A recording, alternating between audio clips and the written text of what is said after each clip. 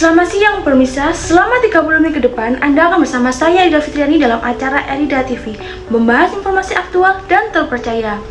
Informasi terkini, filsafat disebut-sebut sebagai induk ilmu pengetahuan yang ada di bumi.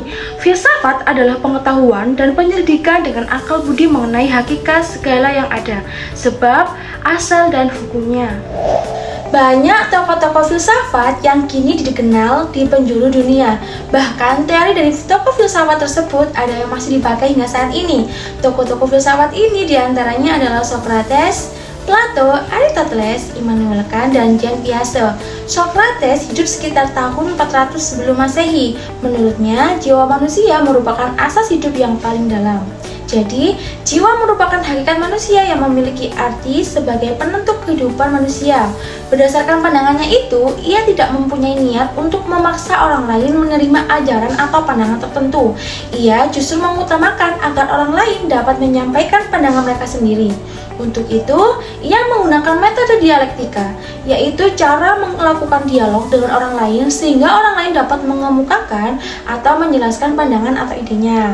Nah, menurut Socrates sendiri, setiap orang telah memiliki basis pengetahuan, tapi tidak semua orang mampu mencapai dan mengkomunikasikan pengetahuan tertentu kepada orang lain.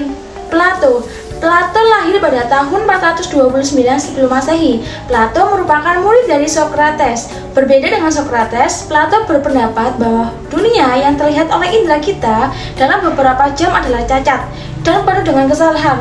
Tetapi ada alam yang lebih nyata dan sempurna yang dihuni oleh entitas atau disebut bentuk atau ide yang abadi, bahwa manusia sesungguhnya berada di dua dunia yang berbeda, yaitu dunia ide dan dunia fisik. Dunia fisik atau tempat kita tinggal adalah sebuah bayangan dari dunia ide yang kekal. Ide yang dimaksud Plato bukanlah ide seperti gagasan atau pemikiran manusia. Ide ini sama sekali tidak ada dalam pikiran manusia. Justru ide ini atau gagasan manusia inilah yang berasal dari dunia ide. Aristoteles hidup sejak 384 sebelum Masehi dan pernah menjadi murid terbaik dari Plato selama 20 tahun. Aristoteles dijuluki sebagai The Master of the Window atau Tuan bagi mereka yang tahu. Aristoteles dikenal sebagai pemikir yang kritis dengan banyak melakukan penelitian dan aktif mengembangkan pengetahuan semasa hidupnya. Berbeda dengan teori kebenaran Plato yang menyebutkan bahwa kebenaran berada dalam ide manusia dan apa yang ada di luar ide manusia dikatakan sebagai bayangan semata dari dunia ide. Kebenaran menurut Aristoteles ialah sesuatu yang dipikirkan atau kebenarannya dapat masuk akal yang dikenal dengan menggunakan logika.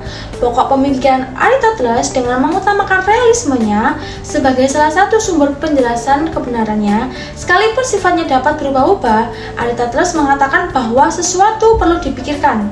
Aristoteles adalah seorang penganut teori geosentris. Dia berpikir bahwa bumi adalah pusat alam semesta, kemudian matahari, bulan, planet, dan bintang-bintang berputar mengitari bumi.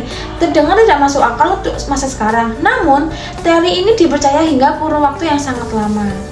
Filsuf dunia yang lain adalah Immanuel Kant. Filsuf asal Jerman yang lahir pada tahun 1724 ini berpendapat bahwa pemahaman manusia adalah sumber dari hukum-hukum umum tentang yang menyusun semua pengalaman kita. Akal manusia memberi dirinya suatu hukum moral yang merupakan dasar untuk kita percaya pada Tuhan, kebebasan, dan keabadian. Kant tidak dapat lepas dari pemikirannya tentang critique of pure reason atau kritik tentang alasan yang murni, dan yang menjadi topik utama dalam pemikirannya tersebut adalah sebuah kemungkinan metafisika yang dipahami dengan cara-cara tertentu. Kant mendefinisikan sebagai suatu kognisi yang mana sebuah alasan dapat menjadi jalan secara independen terhadap semua pengalaman. Maksud dari Kant adalah metafisika merupakan sesuatu yang terkait dengan atau dapat dikatakan sebagai a priori. A priori sendiri adalah sebuah pengetahuan yang ada sebelum bertemu dengan pengalaman. Dengan kata lain, dijelaskan sebagai asumsi tentang segala sesuatu sebelum bertemu dengan pengalaman dan akhirnya mengambil kesimpulan. Nah, pemikiran revolusioner Kant ini dapat ditarik sebuah garis besar bahwa pikiran yang mengatur pengalaman ke dalam dunia seseorang menjadi ada atau cara kita berpikir tentang dunia. Pikiran dapat memiliki pengetahuan tentang hal-hal yang telah atau belum dialami. Tetapi ini masih hanya kemungkinan, belum menjadi pengalaman. Kant sendiri mengemukakan teori kritisme yang menyatakan bahwa sumber ilmu pengetahuan itu ada dua, yaitu akal dan pengalaman. Nah, pandangan Kant terhadap sumber pengetahuan menyeimbangkan antara rasionalisme dan empirisme. Tokoh filsafat yang akan kita bahas yang terakhir adalah Jean Piaget. Jean Piaget lahir pada tahun 1896. Piaget sangat memperhatikan bahwa anak-anak di usia tertentu cenderung memberikan jenis jawaban salah yang sama. Dari pengamatan dan juga wawancara lanjutan dengan anak-anak mengenai kesalahan tersebut, ia mengembangkan sebuah teori yang diberi nama teori Piaget, yakni teori tentang bagaimana proses kognitif anak berkembang.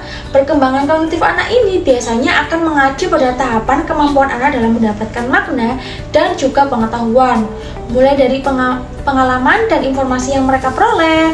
Singkat kata, perkembangan motorik tersebut berhubungan dengan proses mengingat, pengambilan keputusan, dan juga pemecahan masalah.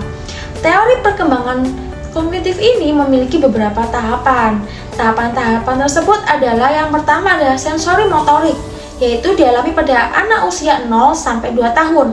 Yang kedua adalah pra-operasional, 2 sampai 7 tahun, pra-operasional konkret 7 sampai 17 tahun, dan operasional formal. Kita beralih ke informasi selanjutnya. Manfaat-manfaat yang dapat kita peroleh dalam mempelajari filsafat. Yang pertama adalah melatih berpikir rasional. Yang kedua, melatih berpikir kritis. Yang ketiga, melatih menghargai perbedaan. Yang keempat, dapat membedakan yang benar dan yang salah. Yang kelima, mampu berpikir secara sistematis. Yang keenam, mengetahui tokoh-tokoh besar filsafat. Yang ketujuh, mengetahui aliran-aliran pemikiran filsafat.